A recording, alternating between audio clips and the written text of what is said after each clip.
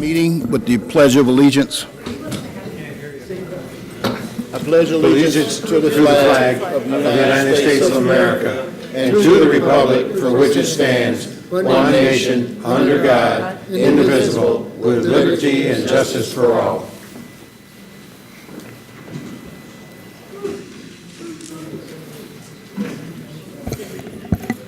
Good evening. We are running a few minutes late, but and it did come to our attention, and I'm perhaps the individuals who are viewing us here, we was informed that our AT&T streaming is not working. But the individuals who are watching this, if you have friends or know someone, just tell them to go to YouTube, and it will be on YouTube currently. Tomorrow. Tomorrow? Yes. I think she said. I thought she said tomorrow. You can view it live on the website. Yeah, it can be seen on YouTube. So at AT&T modulator stream, it's not functioning, but it can be seen on YouTube. You can inform those individuals. Obviously, I might be talking to the individual who can't get us on. But if you have friends, just let them know that it is on YouTube if they are on AT&T.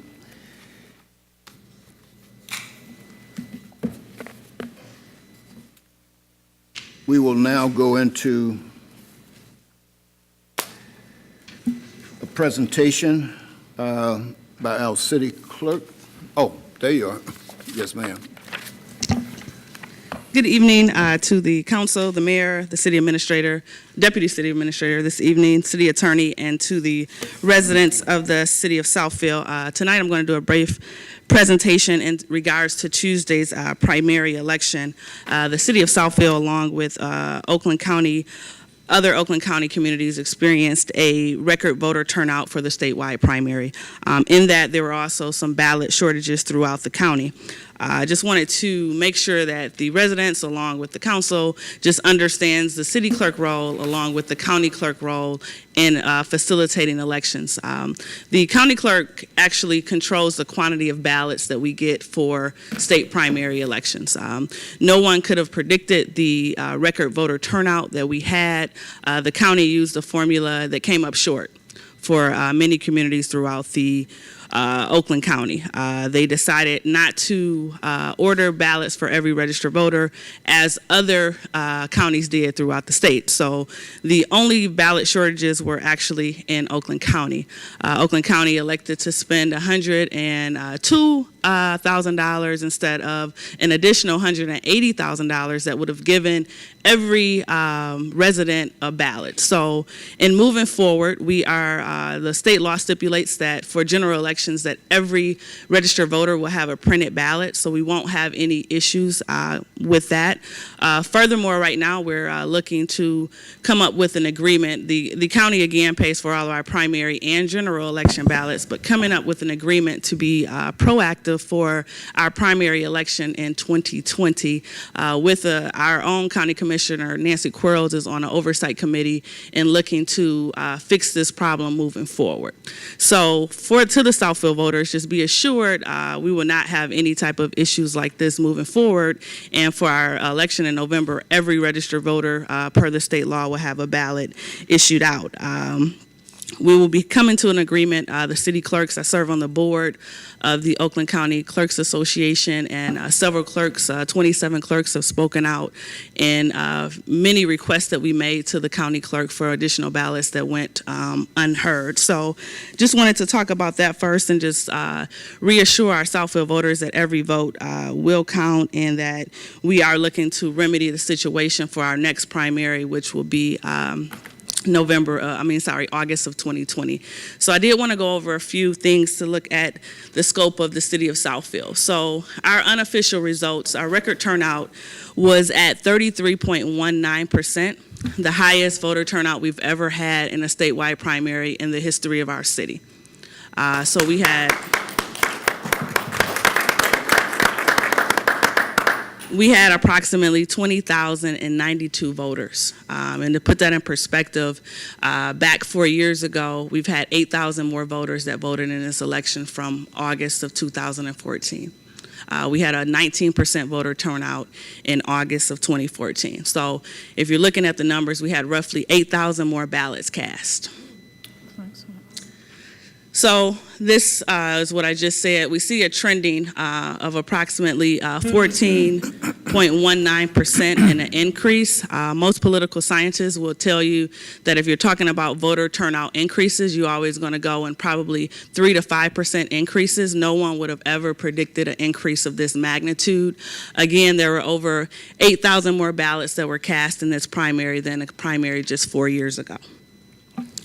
Lastly, let's take a further look at our city. So the highest voter percentages throughout our city, we had 5 precincts over 40% voter turnout. That has never happened for a primary election here in the city of Southfield. So those locations were Precinct 2, McIntyre School, Precinct 12, Adler, 21, St. John's Armenian Church, and Precincts 25 and 26, Stevenson School. Furthermore, we had a 25% increase in voters that were aged 18 through 28 throughout the whole city.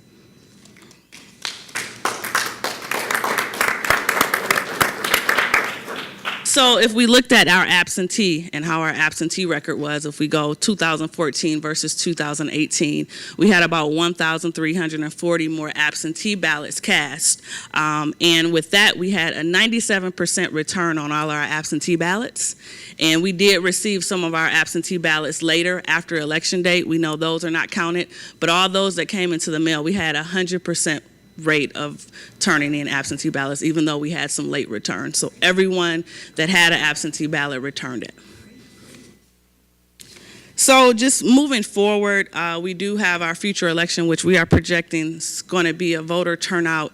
It's going to more look like a presidential election. So we're looking at probably having 71% voter turnout, which for us will be about 45,000 people in our city for a general election for a statewide primary. So again, we are looking forward to moving forward for the next elections and working with the county so that we won't have any type of unique challenges that were present in the primary election. As the city clerk and director of elections in the city, I've worked my whole career to make sure that everyone has the right to vote. And this was my 15th election that I've administered as a city clerk, so I do not take it lightly. And a lot of the chaos that happened with this election could have been avoided. So I sincerely apologize to any and every resident that was affected in an adverse way.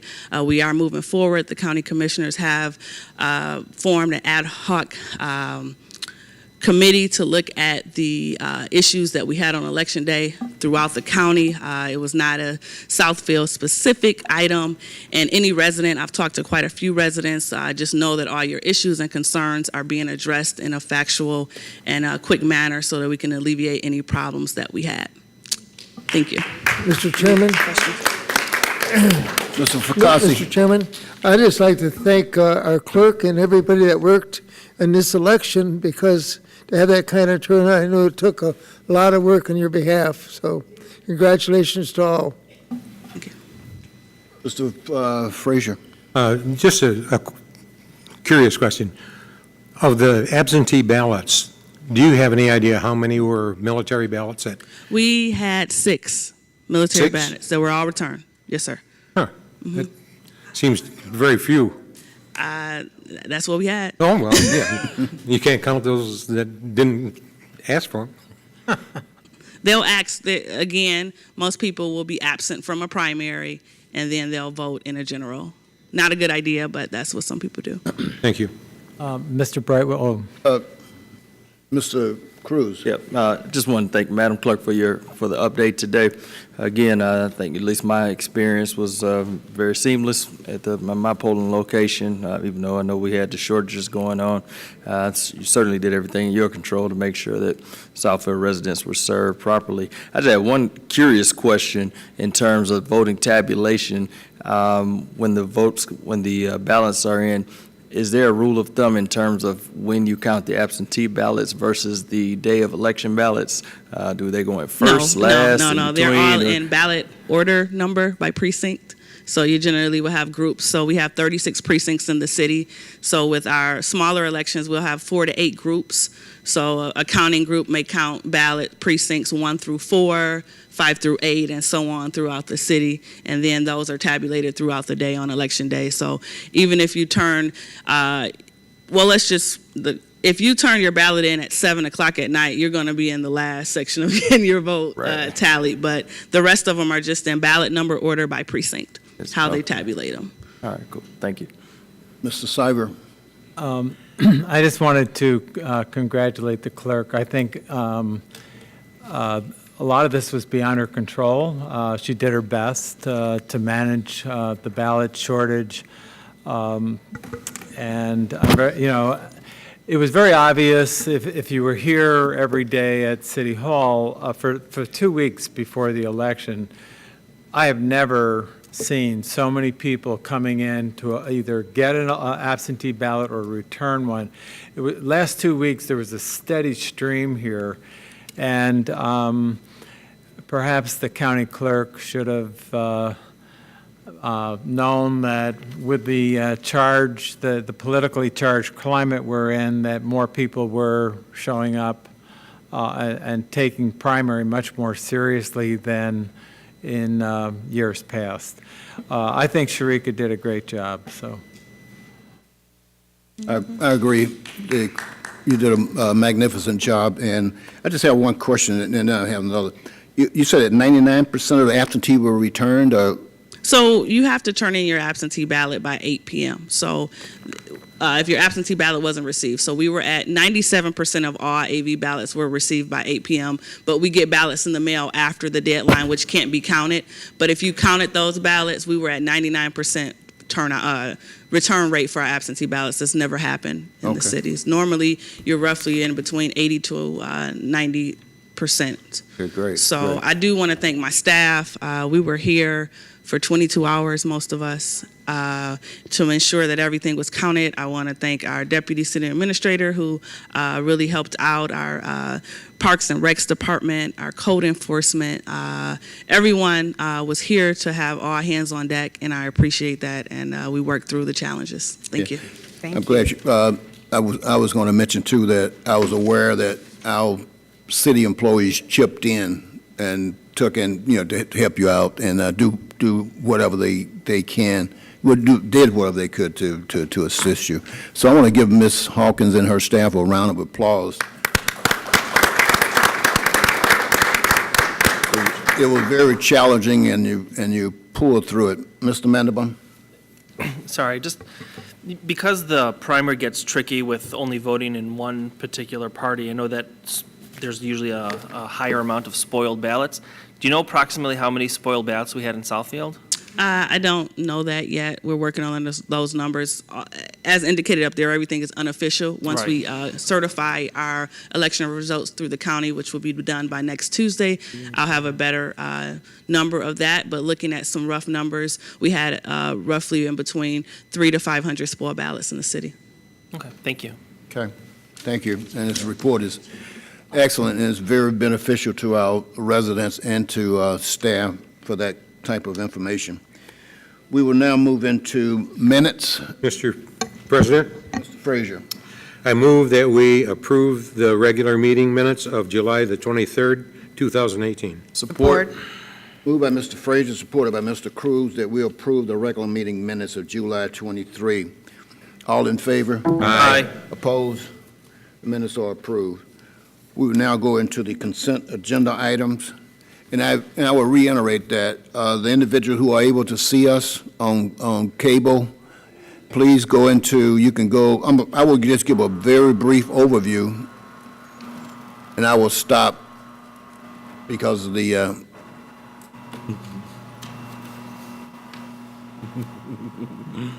We'll just leave it there. okay. For those individuals who are at home that can see us, please go, I will give a brief overview of background and fiscal impact of the consent agenda items. If you want to see the full package, please go to the city clerk's site and go on the council agenda. You will see the full package that we're reading from. Okay, are we getting ready to mess with this screen again, or? Okay, well, I'll be quiet until we get this out of the way.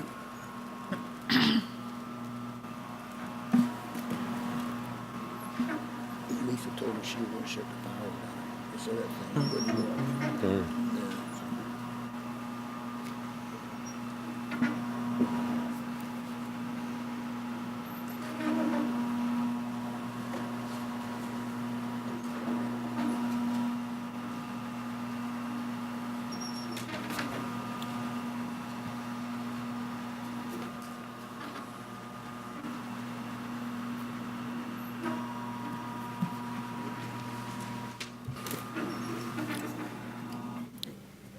Okay, consent agenda. The first Chair. item, If we can remove item G for discussion, I would appreciate that. okay. All righty. The consent agenda items. The first item A, consent agenda item A, receipt of proposal for professional environmental consulting services. A little bit of background. Purchasing Department received a proposal on December 15, 2017 to establish a contact with a consultant of record to provide professional environmental consulting services. These services will be performed on an as-needed basis and include environmental site assessment, indoor air quality testing, pre-renovation building surveys, asbestos, and mold investigation, specification preparation and bid evaluation, peer evaluation, and contract administration and inspection services. The top two firms that scored high was Environmental Consulting Technology of Detroit, that's ECT, and PM Environmental of Berkeley. The fiscal impact of this will be, the funds for these services will be budgeted each year by the city department utilizing such services, either within the individual department budget or as part of the annual city capital improvement program. Recommendations. It was received by from our city administrator that he recommended that we give the contract to ECT and environmental, ECT and PM Environmental. And the contract would begin September 1, 2018, with an option to extend for a one-year period. Consent agenda item B, the approval of extension of license agreement with Veoneer, formerly known as Autoliv ASP Incorporated. On June 20, 2016, City Council approved entering into a one-year license agreement with Autoliv to temporarily use a portion of the vacant Northland parking lot and powerhouse for purposes of performing non-crash vehicle testing of automobiles. Autoliv pays a monthly fee to the city in the amount of $8,500, which equates to $1,200,000 for 12 months. Autoliv, through a restructure, changed a portion of their this particular division to Veoneer, and they want to transfer the extension that we gave them. They want to transfer this to Veoneer. And the staff is recommending approval of the extension based upon the conditions, upon the right of the city to cancel and terminate the agreement for any reason upon a 60-day notice to Veoneer, and further conditioned upon Veoneer allowing prospective purchasers of property of Northland, on that Northland, developers and tenants of Northland to enter upon the premises licensed to Veoneer in order to conduct due diligence and inspection testing. Consent agenda item C, receipt of proposal for environmental professional engineering consulting service. The purchasing department received a statement of qualification on July 2018 from companies interested in providing professional engineering consulting services.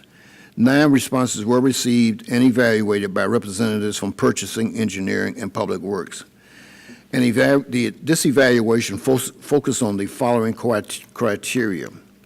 1, relevant experience, demonstrated ability, being familiar with governmental agencies, that is MDOT and MDEQ, et cetera, and references. The 2 scoring firms with the points value of 99 or 100 were Hubble, Roth, Clark, HRC, and OHM. The remaining firms ranged in point value from 97 to 87. Fiscal impact. Funds for these services will be budgeted each year by the city department utilizing such services within the individual department budget or as part of the city capital improvement program.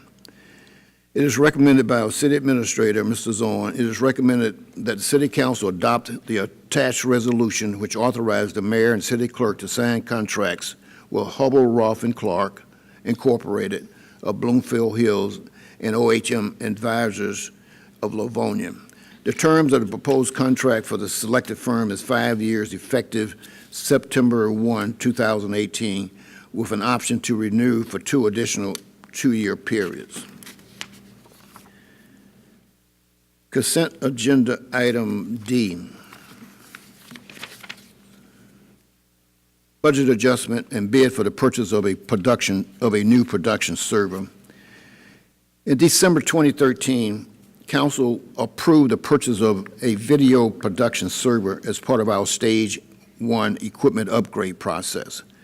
The video production server is the heart of the editing system as it stores all footage captured and is vital to part of our editing process.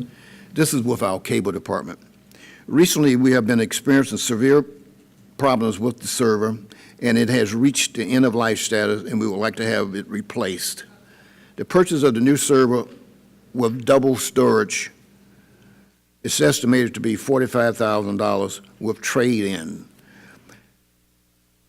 The purchase would take place in the 2018-2019 budget year. The fiscal impact of this, the estimated project cost of $45,000 will be financed by an increase to the expenditure account with a corresponding increase to the use of cable TV fund balance account.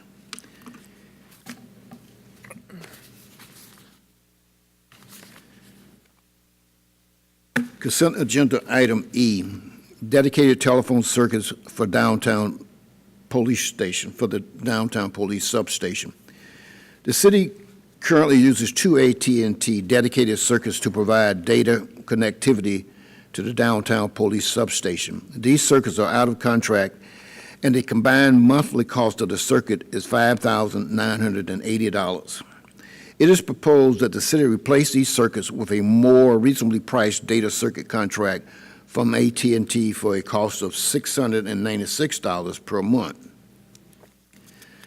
The fiscal impact of this is the total cost of providing data circuits to the downtown police substation under the proposed 3-year contract will be $25,056. This represents a savings of $190,224 over the current cost for providing circuits to the downtown police station. It is recommended by the city administrator that council authorize the contract with AT&T provides circuit service to the downtown police station for a monthly cost of $696. Consent agenda item F, authorization to purchase T76 steerable large camera tracker. Background, the city currently owns a CCTV camera tractor. However, due to increase in work requiring such equipment, a second tractor is necessary to allow for a more efficient workflow. Background, expenditure for this fiscal impact. Expenditure for this purchase are estimated to be $25,000 to be provided in the fiscal 2018-2019 water and sewer budget. It is recommended The council approved the purchase of the CCTV camera tractor in the estimated amount of $25,000 from Jack Doheny, D-O-H-E-N-Y Companies. This purchase will allow the Water and Sewer Department to continue to provide efficient, quality service to the residents and business of the city of Southfield. Consent agenda item H. Fiscal year 2017-2018 fourth quarter budget adjustment.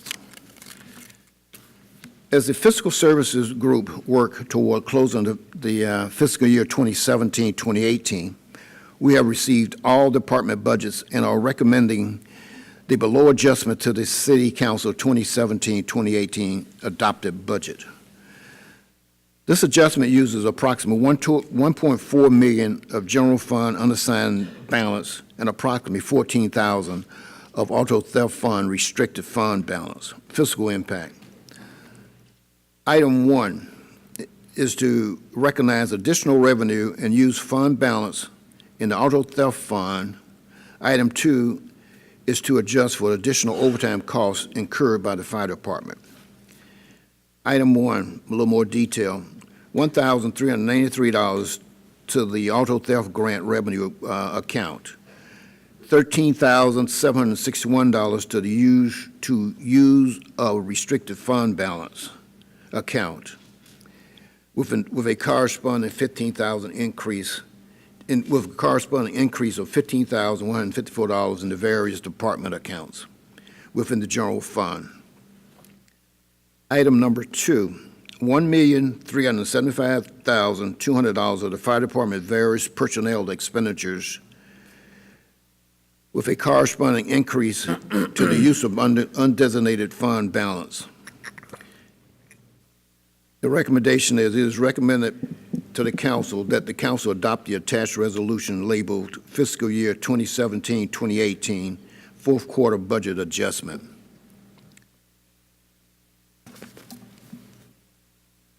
Consent agenda item H. Approval of the collective bargaining agreement with the Southfield Police Command Officers Association through June 2020. I'm sorry. Item I. No, I said I. No, you said H. I said H? Yeah. I'm sorry. Oh, I'm.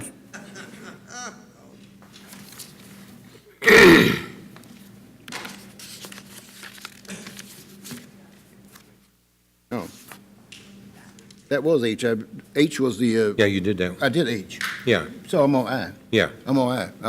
I was correct. What happened? Okay, guys, don't, I'm under fire. Don't confuse me now. Oh, you're on I. I'm on I, yeah. Yes. Yeah, that's what I was on. You said H. I did? Yeah, yeah, you did. Oh, All right, That's- just keep going.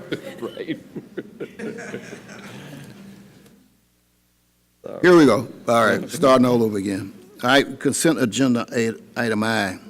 Approval of the collective bargaining agreement with the Southfield Police Command Officers Association through June 30, 2020. The City of Southfield and the Southfield Police Command Officers Association have reached a tentative agreement on a new contract which covers the terms from July 1, 2015 through June 30, 2020. The command officers have ratified the agreement. On July 30, 2018, Council was provided with information as to the terms of the proposed agreement as well as the supplemental actuarial evaluation as required under PA 728 of 2002. It is recommended that the council adopt the resolution. Mr. Chairman, Mr. Fakasi. I'll move the consent agenda items A through I, with the exception of what Councilman Mandelbaum wanted. I think it was D, G. G, Yeah, G. excepting for G. Support. Okay, it's been removed, it's been moved and supported. It's been moved by Mr. Fakasi, supported by Mr. Cruz, that we approve consent agenda items as presented. All in favor? Aye.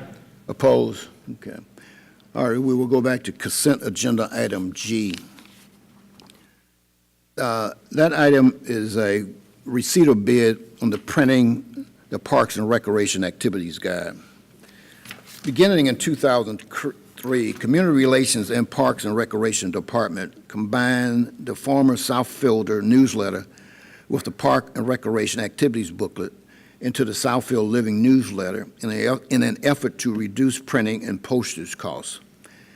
The Southfield Living booklet was printed and mailed twice a year, covering citywide news, information, and events for the fall, winter, and spring, summer season. The publication succeeded in saving on printing and postage costs. However, many Parks and Recreation Department classes and activities suffered due to the timing of the publication.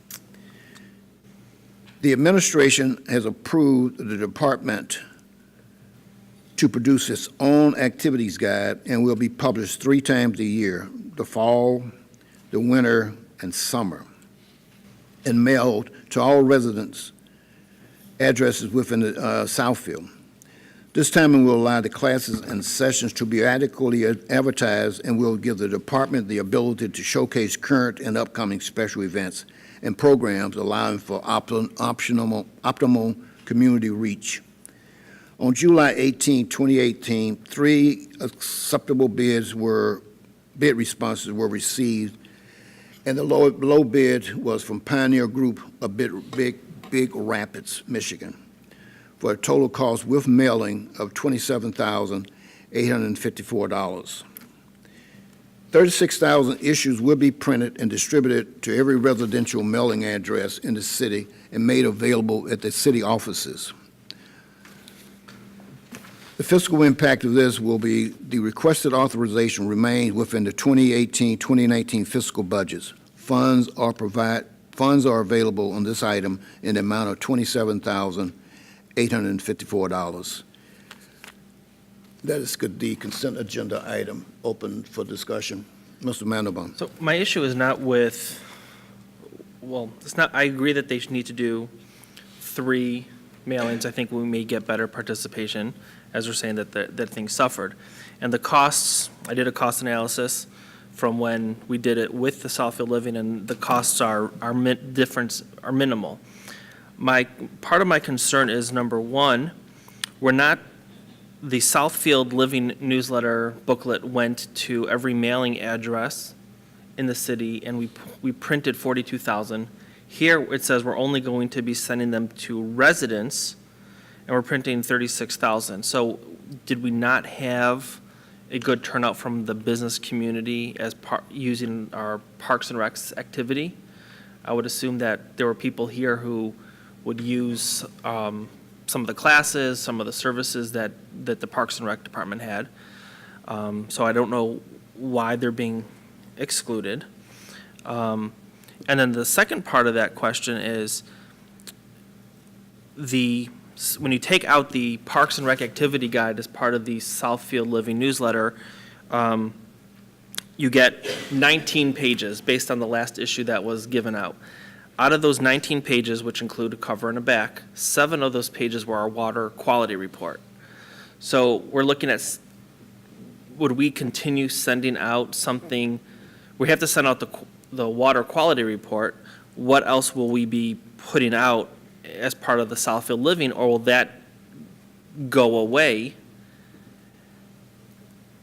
And if it goes away, what do we do with the water quality report? If we keep it, it doesn't make sense to send something out that's 19 pages, 7 of which I would probably say 90% of the people don't really read, which is the water report, unless we plan to expand what our community relations department puts out. Does that make sense? Through the chair, those are valid questions. This year's publication is, I don't want to say an experiment, but it's the first try.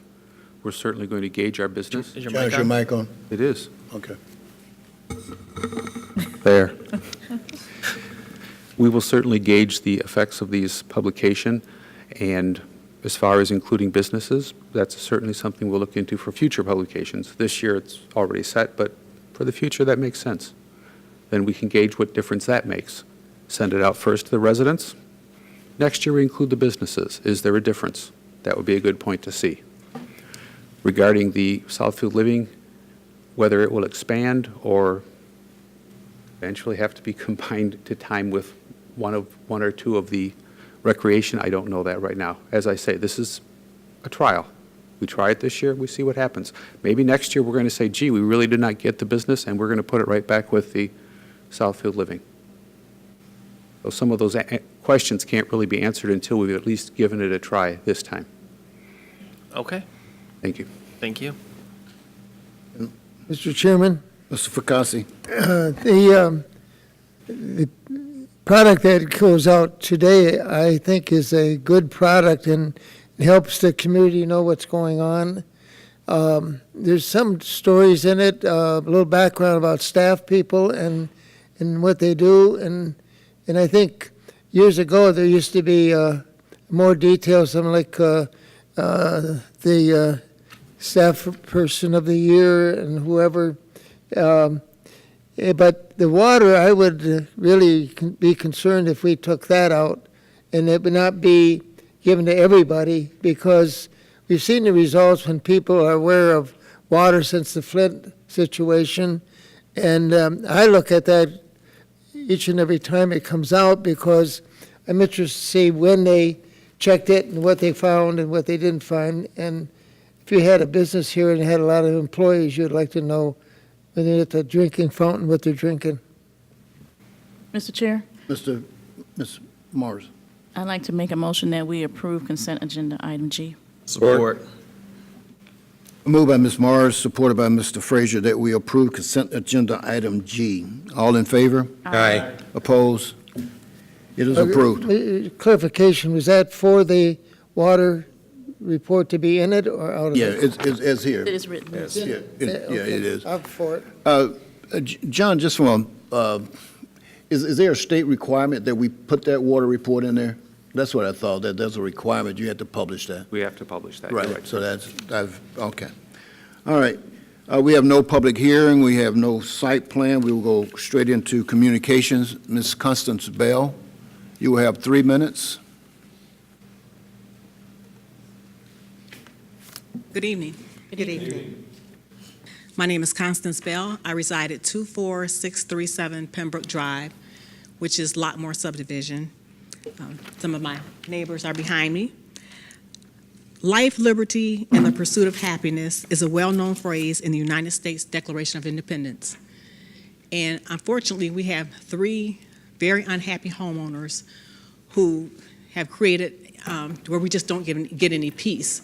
But on top of that, I know there may be nothing that you can do about that, but now we have a builder that's in our subdivision, and for over 1 year, an unsightly, huge mound of dirt with overgrown weeds was left on an adjacent lot by the builder, Matt Vogel of Huntley Homes. On Wednesday last week, it was removed, the weeds were removed, however, the mound of dirt is still there. And I have spoken to Maria Calhoun regarding the removal, and apparently she's contacted him and moving forward. But I would also like to add about the builder.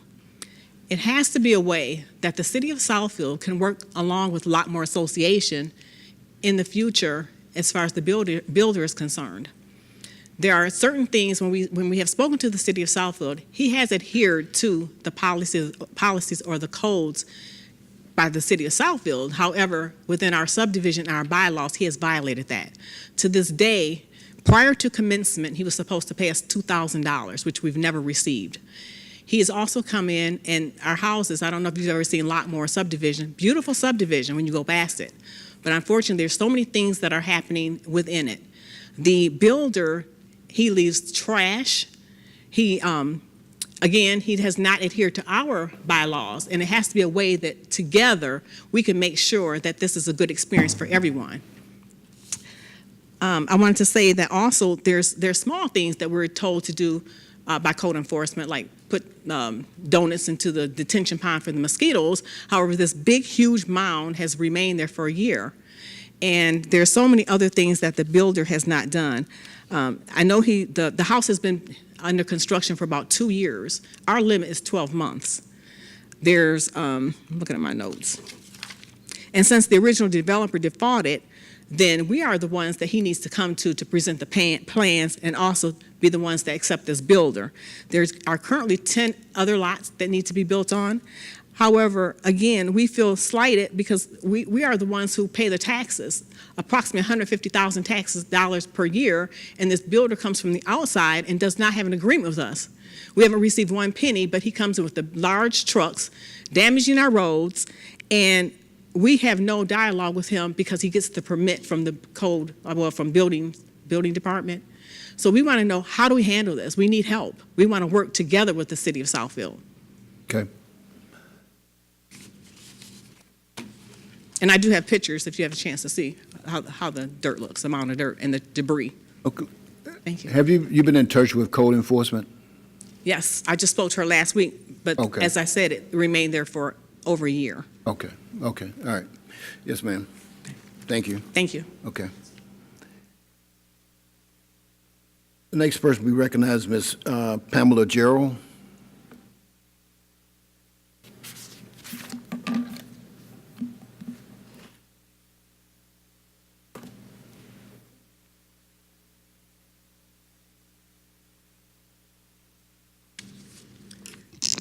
I'm going to tell the council president something real quickly. The last time you admonished me about some signs that I brought in to show that they had been cut up, let me remind you, when you ran for council and I helped you, that you wore your council T-shirt in here promoting your campaign.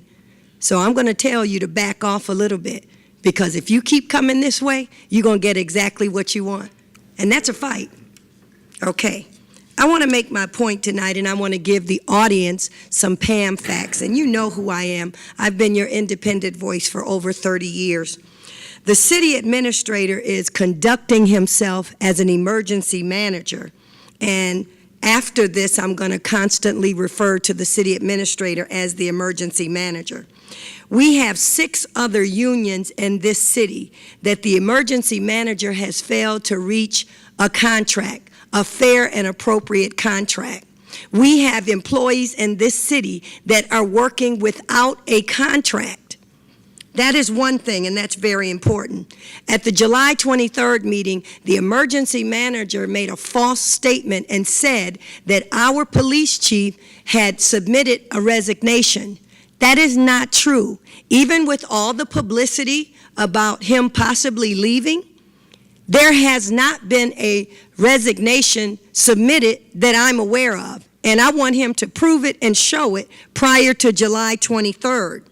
Let me remind the emergency manager that during his tenure here, he applied for jobs other places, the city of Ferndale and Bloomfield Hills. Every time he's up for contract renewal, he goes and applies for these other jobs. So we need to look at, is he doing this on city time? Is he using a vacation day? How is he able to go apply for these jobs when he needs to be trying to develop Northland? The other thing, the emergency manager is basically dismantling our public safety division or department within this city. The emergency manager is trying to outsource our 911 dispatch service and send it to Oakland County. I like Oakland County. They do great with what they do out there. But the residents here in this city, the taxpayers, and I am one of them, we do not want our 911 dispatch service outsourced to Oakland County. So if you guys are going to vote for this, and you're going to dupe and bamboozle the people just like you did with all these tax abatements, I'm going to say to the residents, watch what goes on in this city very carefully. All of the African Americans that had leadership positions in this city, they're leaving. And we need to start asking the question, why are they leaving? But all the people that he's hired, they're all Caucasian in this predominantly African American city. Thank you. Watch closely, residents.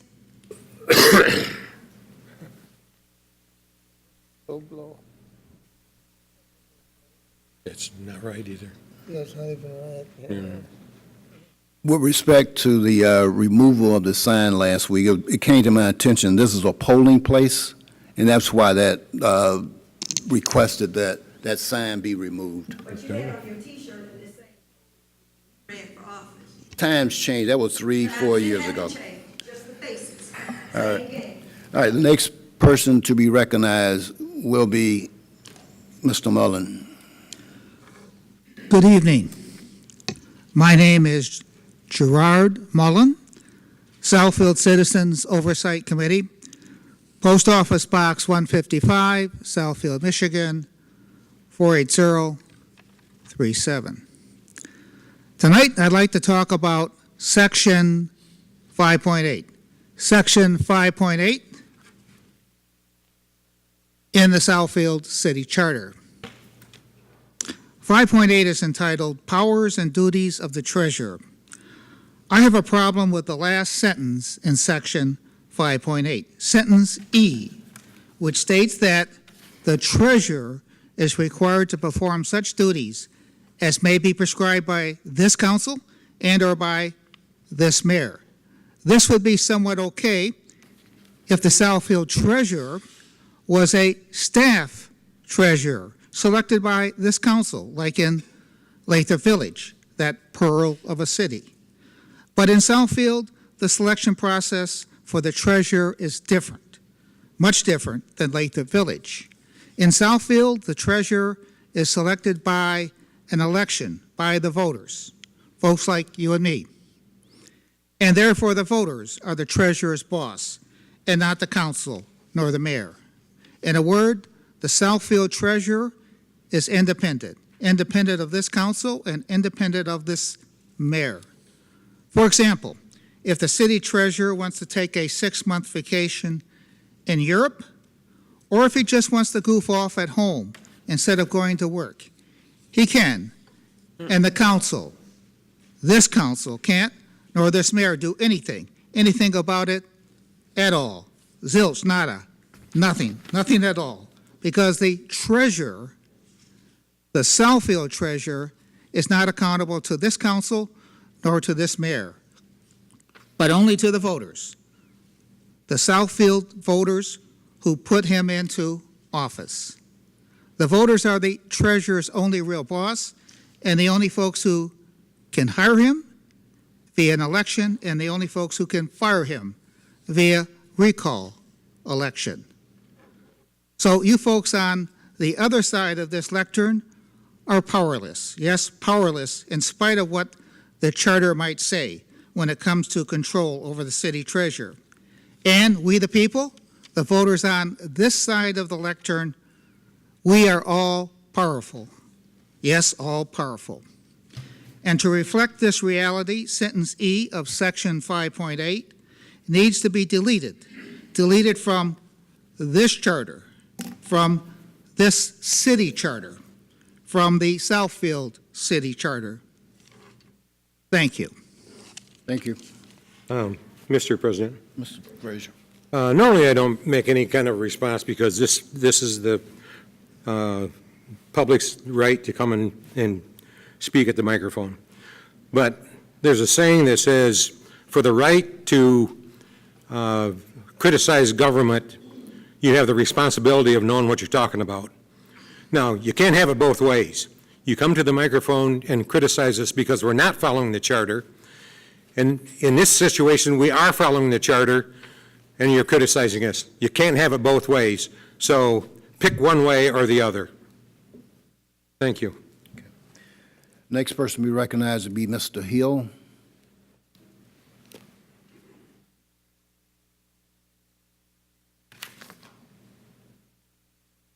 Hello, Council, Mayor. My name is Harold Hill, and you've seen me here before. So I just wanted to talk to you today about marketing of Southfield, which is very important to me. And first, I have to commend the Southfield Library, Parks and Rec Department, Mayor's Office for bringing in some dynamic programs to keep our residents happy and having fun and staying in Southfield, such as the concerts series that we've had. Bring that back. We're bringing in other programs for the summer. So those things really do help with the city of Southfield. And I'd like to give a special acknowledgement to Miss Tanya Morris for using her voice at the Kimmy Horn concert to market Southfield. I thought that was very interesting and fun to watch. So that's good marketing. My son is in the 20 to whatever range. But he's saying there's not much to do for that age group.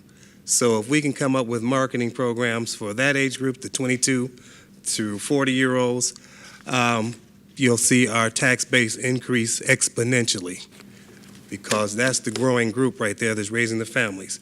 And some of them are thinking that our sister city to the south is the place to be because it's the fun place. So we have to figure out ways to keep them here. Another point that I wanted to bring up, though, about marketing, I was at the July 30th meeting. Yes, the July 30th meeting, when we talked about a marketing firm that markets for Northland. And they've been marketing for Northland for a year to sell Northland properly. And their contract is up. Their contract is up, and we've been paying them a consulting fee along with it. Now, with a marketing background, it benefits them to definitely keep that contract because they're making a consulting fee anyway. So they don't have any rush to get it done. But now, since their contract is up, most contracts state that if they're going to sell property, well, maybe you want to use a company that's a little more hungry, that doesn't have that benefit, and maybe it will get done a little sooner. That's just my suggestion, but that's worked in the real estate industry. You get a contract, you sell it. If you've had very little benefit, you get replaced. And that may be the subject thing that needs to happen, because there's other companies out there that will look at this and try to get it done faster. Because we've had Northland on our roster since 2015. So when you want to make more money for more programs, they have a saying in my world, if you buy low, you sell high, you make more money for different programs, and you have more money. Thank you. Okay, thank you. All right, I got word of Ms. Newman. The next item on the agenda, he or she is not here. So with that, Mr. Chairman? Mr. Fakasi. Yes, there's a gentleman here who wishes to speak. Matter of fact, two of them, and I'd like to recognize him. Was Mr. Jenkins? Go ahead. Called me this afternoon and said he wanted to speak. And the other is Andrew Lee, that's back there, and he'd like to speak also. All right, Mr. Jenkins, you are recognized. Hello, Chair, Council. I reside at 27367 West 10 Mile Road, next to Carpenter Lake. Presently, you guys are building, I really don't know because I've never been notified, and I live right next to Carpenter Lake, a huge amount of dirt with stone, things of that nature, but it's intruding my sight as I look out my backyard. I just, majority of the time when you go into an area, there's a zoning ordinance where you have to acknowledge the surrounding neighborhood that you're going to build a gas station or whatever. I just don't know what you're doing, and I just and I think my other neighbors don't know as well. And right now, the site of it is at least 2 stories or 2.5, 3 stories. And I appreciate the improvement that we're always trying to do in the recreation area of or the parks. But when they start intruding on residents and what they're looking at and how they're being addressed because they haven't been advised, I think I need to know myself, what's the end product? What is it going to look like? How is it going to affect my property value, things of that nature? And I think that's only fair to me.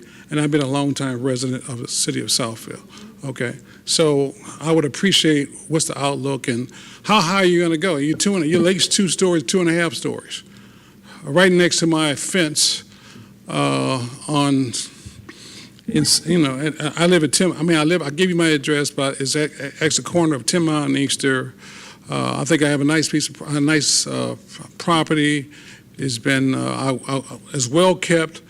Please do not intrude on what I have and what I have to offer the city of Southfield and what I've done for the city of Southfield. Thank you. Okay. Mr. Jenkins, you called me today. Yes. I was in meetings right up until 6 o'clock. So my intention was either to call you tonight or tomorrow morning. If you're around, I'll either catch you after the meeting, which will end shortly, I believe, and, or I can talk to you tomorrow. No, I'll stick around. I really came up here to speak to yourself. I'd be because I happy. couldn't We had a reach you meeting earlier. today. And I get that. I'm okay with that. Yeah. But I think we need to work out something that's complementary to my property versus you guys. I understand somebody where you're building coming something from. and then all of a sudden it's unreal. It's just overwhelming. It's my property value can't be the same after you get through with this because it's in my sight line. Okay, so we'll talk. Let me talk to you after Okay, the we'll meeting. talk about it. Thank you. Let me just ask, Mr. Mayor, is the mound of dirt over there, or what was it? Yeah. Is it storage, they just temporary, No, it's part of the, that design? There was Okay. a revision made, Oh, okay, so I have to, okay, all right. I'll get with Can they you. revise? I would think there'd be an architectural plan. If somebody had just came and talked to me about it and say, this is what plan, and let me buy into the process, because I only want the beauty for the city of Southfield, Right. but our neighbor, myself as well as the neighbors need to know what's going on. Thank you. Okay. Especially when you're 2.5 stories already up. Okay, thank you. You got Yeah, it. there's. yeah, issues. I hadn't been by there. Mr. Jenkins called me, so I went by there today to take a look at it. And I can tell you myself, this is not the plan that I voted for. It appears to be like the Sorcerer's Apprentice or the Winchester House out in Arizona that keeps going and going and going. And I think we have to pull the plug. So that's we need to talk about it some more. Okay.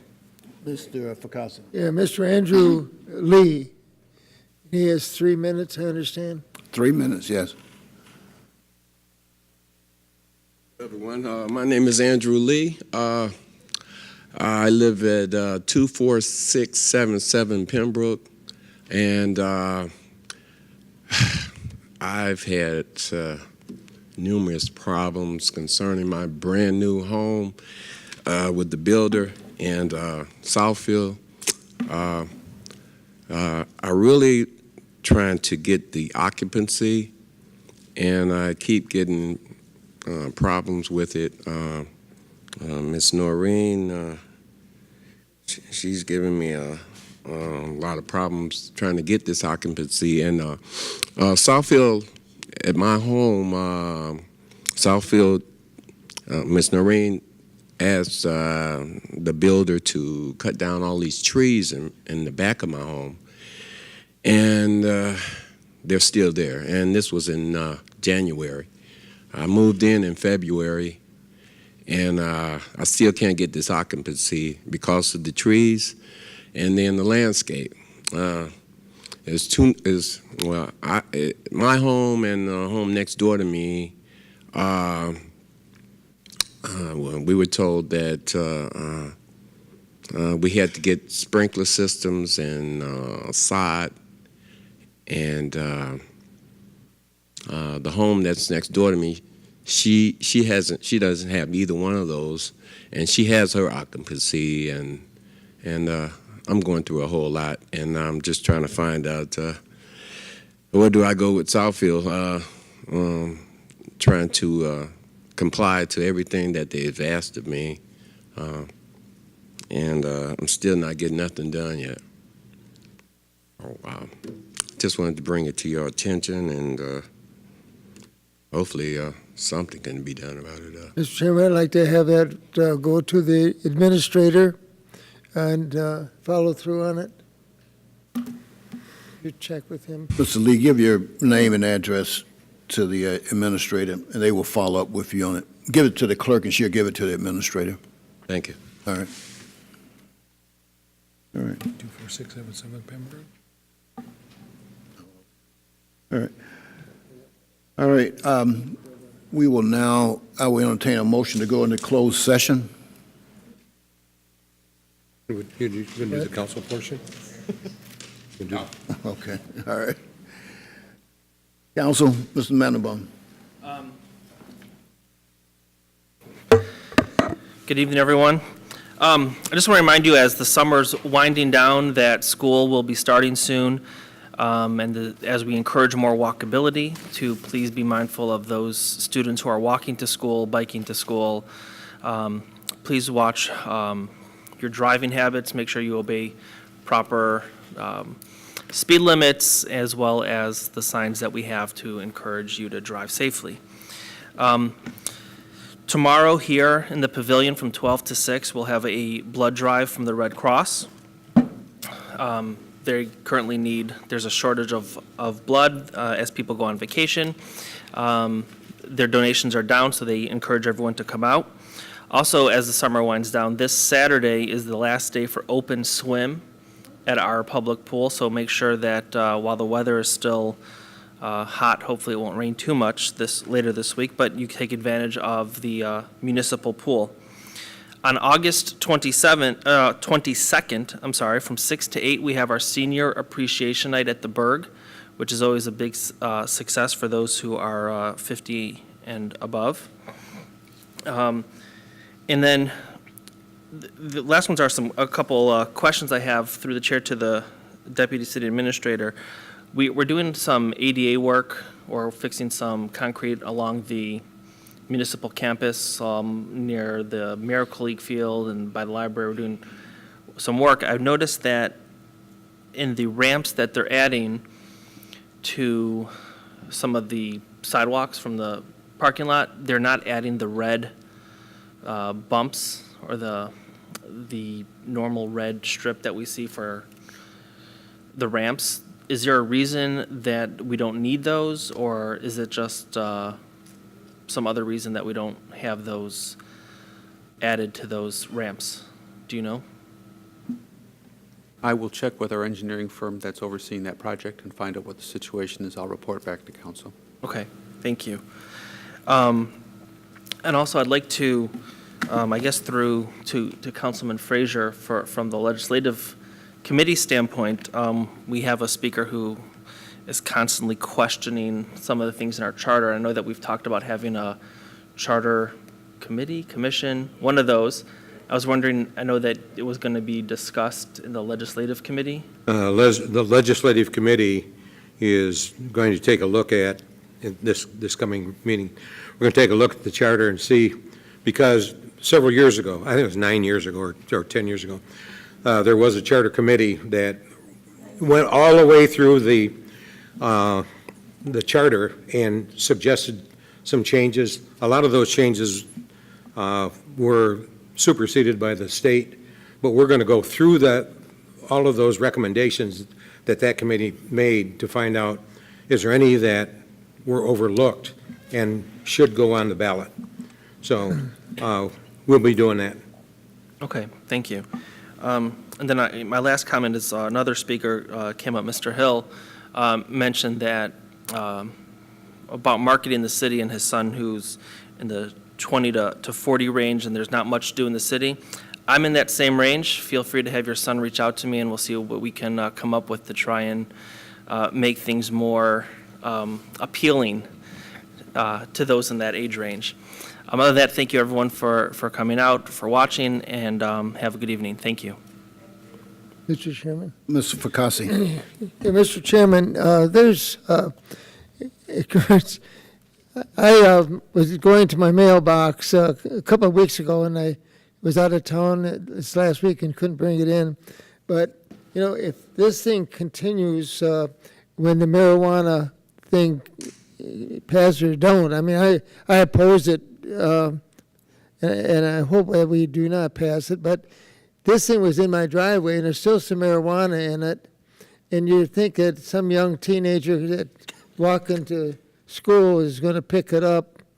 It's got a name on it, and it's medical cannabis, and there's writing on it, maybe a name. So I'd like to give this to the city administrator to, maybe they can give it to the public. Thank you. Well, just don't use it, John, I mean, but I tell you, I seen this, I have grandchildren that come over all the time, and they're little, and who knows where they picked this up. It must have been heaved out of a car. It's supposed to be illegally transported in a car by the user, and I just don't want my grandchildren to pick this up and get sick or something happen to them. And so it really bothers me that this is already happening and the law hasn't passed yet. Pass that down. Hand it to Dan, I don't want my fingerprints on it.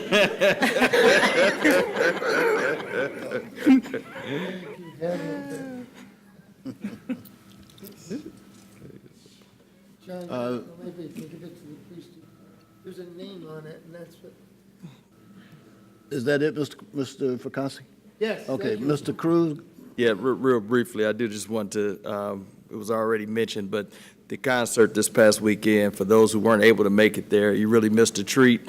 Kimmy Horn and the other invited musicians that were there gave a wonderful Class A concert, and so I want to congratulate and thank everybody that was involved in putting that event together, and it was definitely a treat to see my colleague up there throwing down. Y'all really missed out on that one too.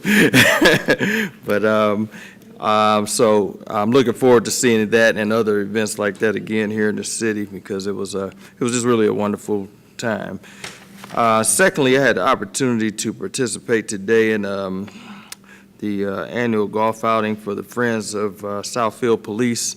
It's my first time to be a part of that, and I just mentioned it because I do want to encourage other folks to participate or maybe consider donating to this fund. We had a good time today, but also it's for a good cause, and I'll just read you a quick blurb out of the program for today.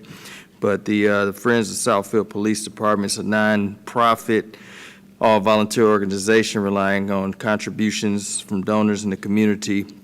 And, of course, they sent their thanks out to everybody who gave, and we did have a number of community sponsors today for all the holes, as well as for food and other gifts and prizes today. And the mission, as is stated in here, is to provide needed support to police officers, public safety individuals, and other members of the community in times of tragedy and hardship. And so I just wanted to give kudos to the board of directors. The president of the group is Deputy Chief Brian Bassett, Lieutenant Katie Schneider, Detective Brian Weeks, and Detective Ashley Smith, and to everybody else that was part of this today. They put on a very nice event, and from early predictions, I think raised somewhere in the area of $40,000 today towards the cause. So I think it's a very good group to be a part of and to participate in and give towards. And so I just wanted to make that aware for everyone as well. So other than that, very good. And I want to thank everybody for coming out and watching tonight as well. Right, Ari? All right, thank you. Mr. Frazier?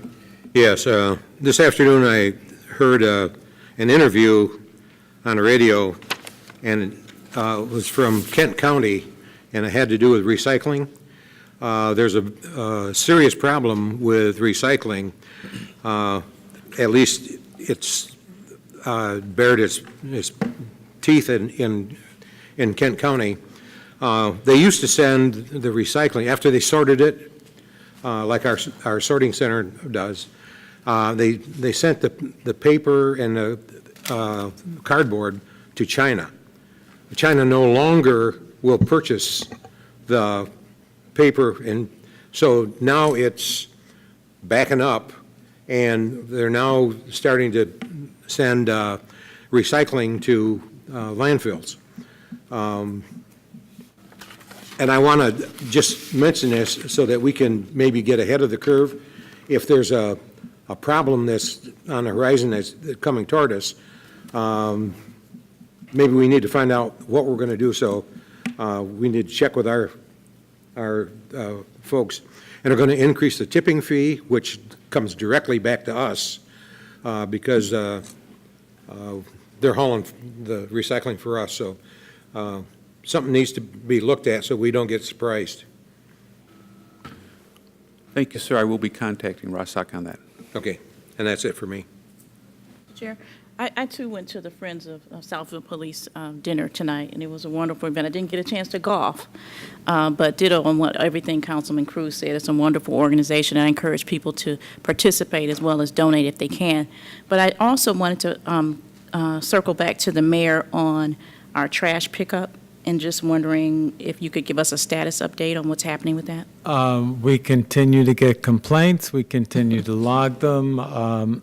Any complaint that I receive, I do not usually call DPW. I call the company directly, the supervisor. Is there any idea when the gentleman will be returning to speak with us about? I will, my thing all along has been that I felt there was lack of supervision and lack of training, that most of the problems are tied to that. And they have replaced the supervisor on the street. And so we're hoping, I never saw the former supervisor, whether in the past with waste management, the supervisor, you could see them on the street. They were in a white truck with waste management on the side. They drove up and down to make sure that in case something was missed, that it came to somebody's attention, got picked up. The former supervisor that's no longer there, I've never met him. I wouldn't know what he looked like. So we have a new supervisor on the street, and hopefully things will improve. I've had fewer complaints in the last week or two. Okay, thanks. Ms. Taylor. Thank you.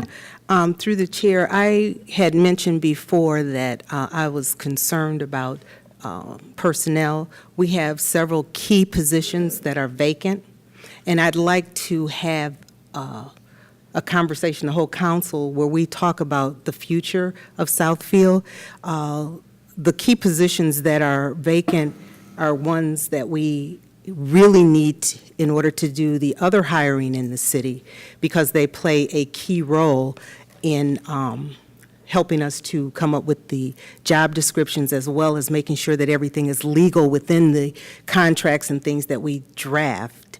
And I have not seen that on our agenda, and I'd like very much for us to discuss it, because I'd like for us to be proactive rather than reactive to situations.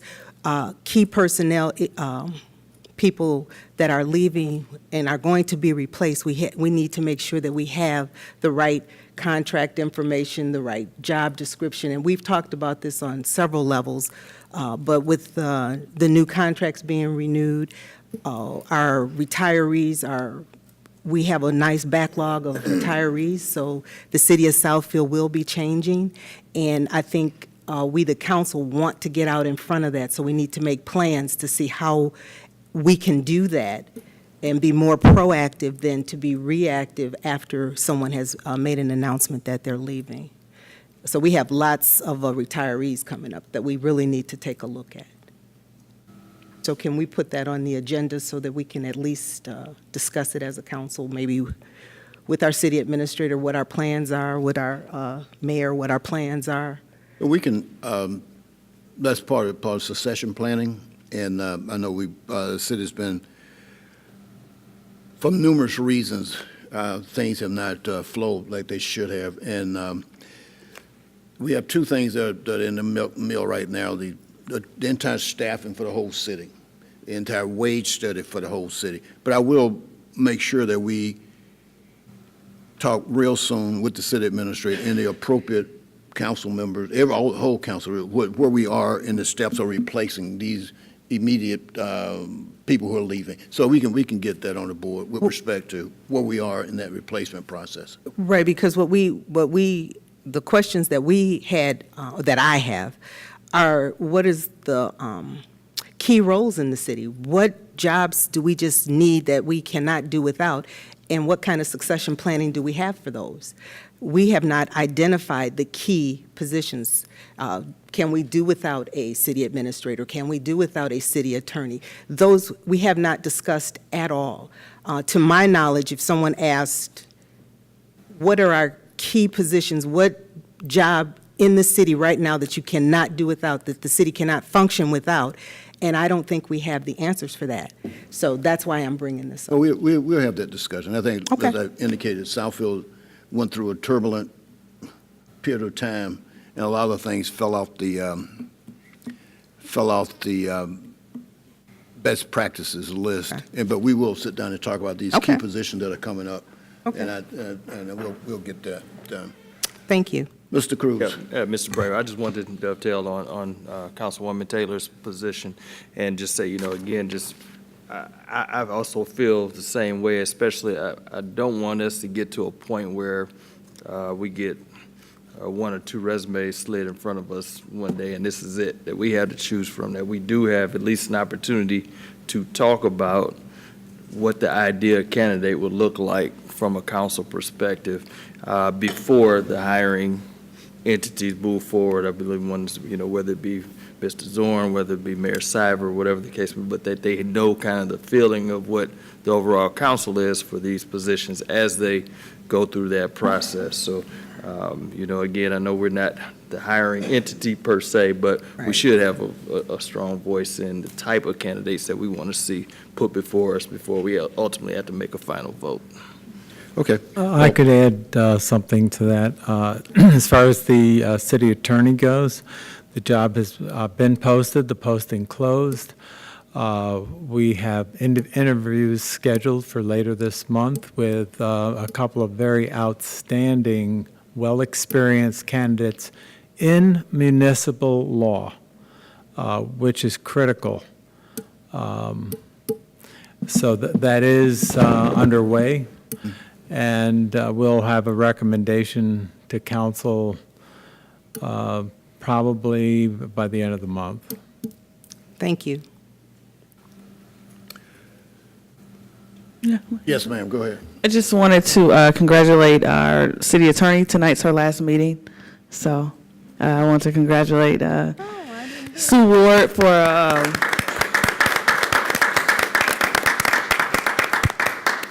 well-deserved career here in Southfield, and my short time here, you've been a tremendous help, so I wish you the best in your retirement.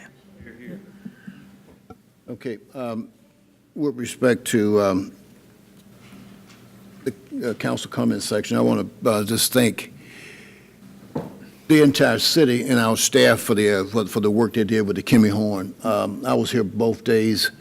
And one day, I was here midday Friday when they were setting up, and I just saw the beehive of city employees who were assisting and making sure that event came off, and we utilized all our facilities.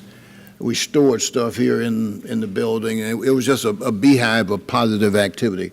And I just want to obviously thank Ms. Horn for and her team for being here and putting on a real professional performance, but I also want to thank our people that actually worked hard to put forth the city's best foot forward to make sure that particular program came off. And I wanted to humorously tell Ms. Mars I will be her agent when she decides to go solo. So with that, if there's nothing else, Mr. Mayor, you're up. Well, once again, I've been preempted here. I'm thinking, Mr. President, that maybe we should change the order, that the mayor goes before everybody else. I was going to speak to the retirement of Sue Ward. She's been an incredible asset to the city in her 34 years. I've already written her an official letter wishing her well, but there are just so many times, and for instance, in our last Northland study meeting, her insights are tremendous. There were things that, we didn't always think of, and Sue is right there. She knows that, she not only does she know the charter, but she is an authority in municipal law. And she's been a great asset in all the years that I was on council and now as mayor. I feel I'm really losing a very valuable person here. I'll miss arguing with her. We always have some good different views on things, but I'm not an attorney, so I listen to her most of the time. Anyhow, Sue, we wish you all the best. You've been, your dedicated service to the city has been just tremendous. You're a real asset for us. We will miss you. I will miss the city. The other thing I wanted to comment on was the Kimmy Horn Jazz Festival. Many of the residents, people who've been here for a long time, enjoyed the Smooth Jazz concerts. As you know, Smooth Jazz Radio went away, and so did the annual summer concert, which we hosted for a number of years on the front lawn. And so I was hoping that we could get something back here, really in response to resident requests. And so the last 2 years, I went to another city and watched the show that Ms. Horn put together, which is a complete package. She really, and she's very hands-on. Things have to, she does just a lot of attention to detail. And so after her performance, her show last summer, I said, have you thought about, could you do this in Southfield? I wasn't trying to steal it away from anybody else, but here was another opportunity. She agreed that she'd like to do it here. The council supported that, so I thank you for all of you for voting to support the concert. And it was a tremendous success this weekend. It was a great event. It was a lot of fun, and we had a lot of people turning out. The other thing I wanted to mention, and Council President mentioned it, this event could not have gone as smoothly as it did without our Parks and Rec staff. It could not have gone as smoothly without our CERT team, who were assisting people in the parking lots, and it could not have gone as well without the assistance of Public Works. So, I'm very grateful that people stepped up.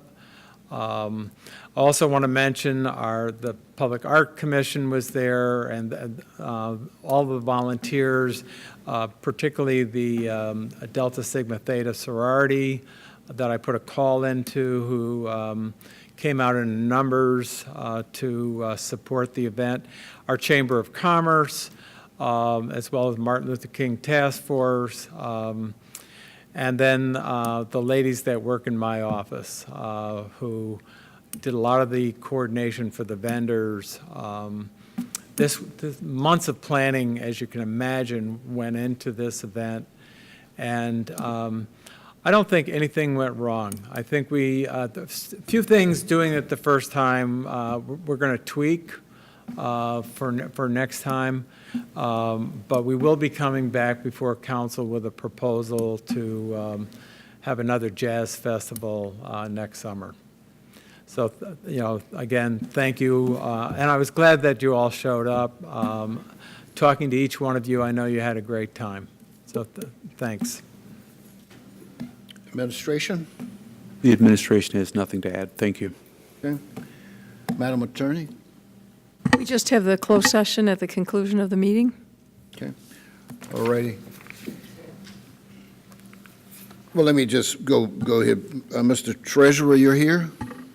I just wanted to remind the audience that we have a tax deadline coming up for the summer taxes due August 31st, and we accept postmarks. So as long as you get it to the post office by August 31st, we'll mark it as paid on time. And we also offer online payments.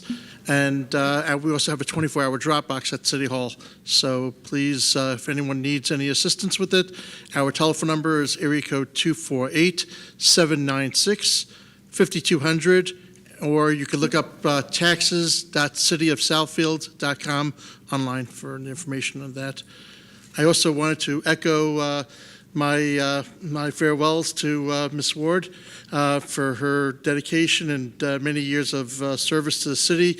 I cherished the opportunity to work with her, and I heard praises from all throughout different circles in the legal communities for people who've had outside dealings with the city of Southfield, and said that she was a phenomenal person to always work with, and her vast knowledge was great. So wish you much success. And What's all this about? She's not leaving. Congratulations, you, and enjoy your time off and your husband and family, and God bless you. One last item also, I want to thank the city council for and administration and engineering staff for the Safe Routes to School program, that the grants that we were able to receive. That program is actually now being rolled out. The construction starting today was the start of the, and there's work being done around 10 Mile between Fairfax and Southwood. They're creating a relief area for children to be able to cross the street over there. That's something that's very important. It's a very busy thoroughfare, as well as also sidewalks along Southwood and Southfield, and the entire subdivision over there is getting completed, and also along 11 Mile Road, next to, right after the service drive for the 696, there'll be a hawk crossing over there as well. So thank you for your ability to put this into motion. Thank you. Okay. Madam Clerk, do you have anything further? Okay. Can I entertain a, Oh, for closed? yeah, can I vote? Yes. Yes. Somebody's got I'd like to make a motion that we go into closed session. Okay, Mr. Mandelbaum, make a motion, we go into closed session. Second. It was supported by Ms. Taylor. Madam Clerk, you have a roll call, please. Cruz. Perkassi. Yes. Frazier. Yes. Morris. Taylor. Mandelbaum. Yes. And Brightwell. Yes. All right, we will now go into closed session.